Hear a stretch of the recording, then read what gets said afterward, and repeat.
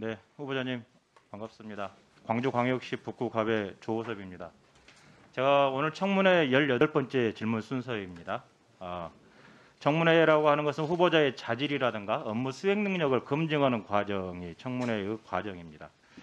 하지만 우리 국민의힘 쪽에서는 2월 15일부터 2월 18일, 2월 22일 어제까지 후보자의 의혹, 의심 또 이런 가능성을 가지고 성명을 발표하시고 사퇴를 촉구했습니다. 그리고 오전에는 이렇게 자료 제출이 부실하다. 그래서 지금 이렇게 능력을 평가할 만한 자료가 아직도 오지 않았다라고 말씀을 하시면서 부실한 자료가 있음에도 불구하고 사퇴를 촉구하는 부분들에 약간 좀 아이러니한 부분들이 좀 있는데요.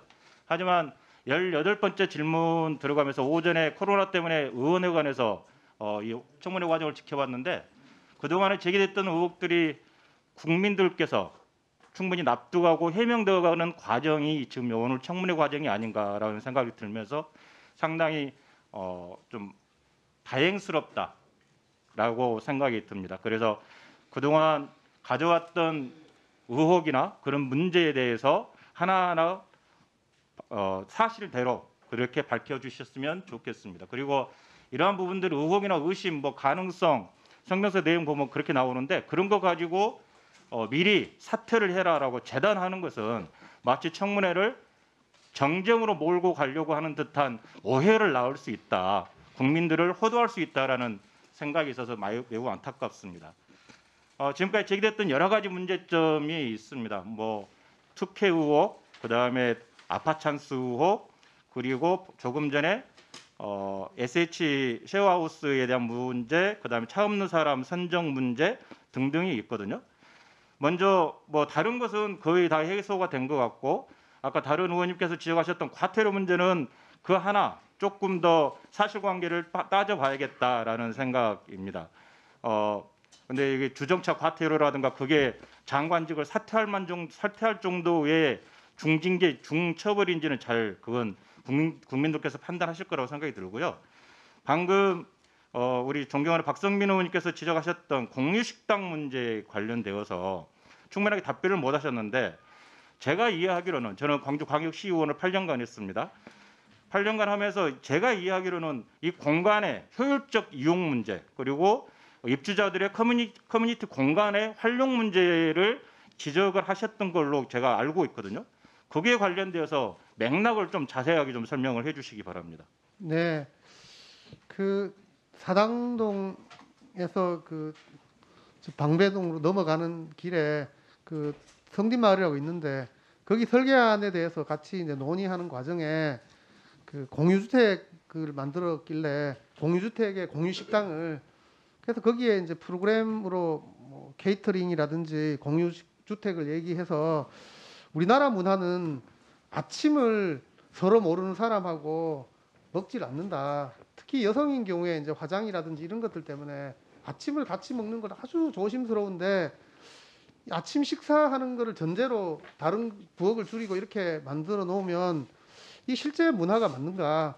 그러면 입주자부터 서로 아침을 나눠 먹을 정도의 사람들을 선정하도록 이렇게 프로그램까지 같이 만들어야 된다. 그런 취지로 얘기를 한 겁니다. 예. 특히 또 경제적 능력이 떨어지는 분들은 아침을 사 먹는 것도 비용 부담이기 때문에 무조건 아침을 사 먹는 형태로 이렇게 설계하면 곤란하다. 그런 얘기를 한 건데 앞뒤가 없이 가난한 사람은 외식도 하지 마라. 이렇게까지 비약되는 거는 저로서 참 너무 좀 후보자님. 억울한 겁니다. 예. 네. 현실 상황을 감안을 해서 공간을 어떻게 입주자들이 효율적으로 사용할 수 있도록 만들 것인가에 대한 이야기를 하시는 과정에 못 사는 사람들이 아침에 사 먹냐라는 이야기를 하신 걸로 지금 회의록이 나와 있는 거잖아요. 예, 그렇습니다. 그 회의록의 진위 여부를 떠나서 어찌든 이게 내부 회의고 외부 회의고를 떠나서 일단은 아까 쭉 말씀하신 것처럼 공직자가 사용하는 언어는 모든 국민들이 마음을 좀 헤아릴 수 있는 언어를 사용해 주셔야 됩니다. 그 부분에 있어서는 회의록이 만약에 사실이라면 그 부분에 있어서는 아까 쭉 말씀 주셨지만 충분하게 해명하시고 이렇게 사과하셨다라고 저는 생각이 듭니다. 예.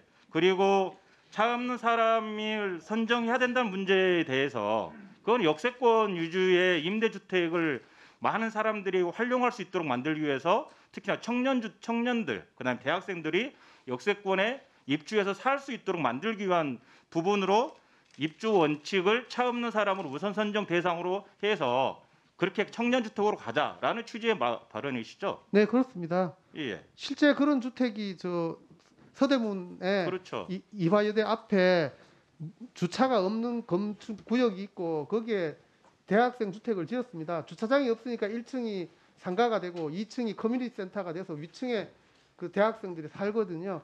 충분히 설계를 할 때 그렇게 할 수가 있고 만족도가 아주 높습니다. 그렇게 임대료가 적은 거죠. 주차장을 만들려면 지하를 파야 되는데 지하 파는 비용이 너무 많이 듭니다. 근데 대학생이 차를 임대주택에 사는 대학생이 차를 끌고 다니진 않지 않습니까? 그런데 현재 건축 규정은 그 대학생이든 뭐든 그 주택이면 임대주택은 0.6대, 아주 작은 주택은 예외적으로 조례에 따라 0.3대 이렇게 의무화해 놨습니다. 그러다 보니까 너무 많은 비용이 들고 시간도 길어지고 또 임대료가 결국 상승하니까 대학생들한테도 별로 좋지도 않다. 그러니까 그런 것을 고려해라. 그런 취지로 말한 겁니다. 네, 지금까지 두 가지 부분에 대해서 여러 가지 부분 해명도 하셨고, 근데 제가 질문했던 두 가지 부분에 대해서도 해명을 하셨는데 전반적으로 생각하면 그렇습니다. SH 사장과 LH 사장, 즉 부동산 문제의 전문가답게 공간의 효율성을 어떻게 가져갈 것인가에 대한 고민 속에서 나왔던 여러 가지 이야기이고 그것을 해소하기 위한 부분으로 발언을 하신 건데 그 과정에 다소 부적절한 표현들이 있었을 수도 있다라고 지금 해명이 되는 거고요. 그리고 국민들의 62.4%가 지명 철회 의견이라고 말씀을 하시지만 이건 지금까지 언론에 호도된 내용이라든가 여러 가지 의혹 제기, 사실 확인이 안 된 의혹의 제기라든가 그런 문제점이라고 생각을 합니다. 하지만 오늘 청문회 과정을 지켜본 국민들이라면 아마 의견을 달리하실 거라고 생각이 듭니다. 질문 드릴 내용이 좀 더 많이 있는데 나중에 추가 질문 때 다시 드리겠습니다. 네, 감사합니다.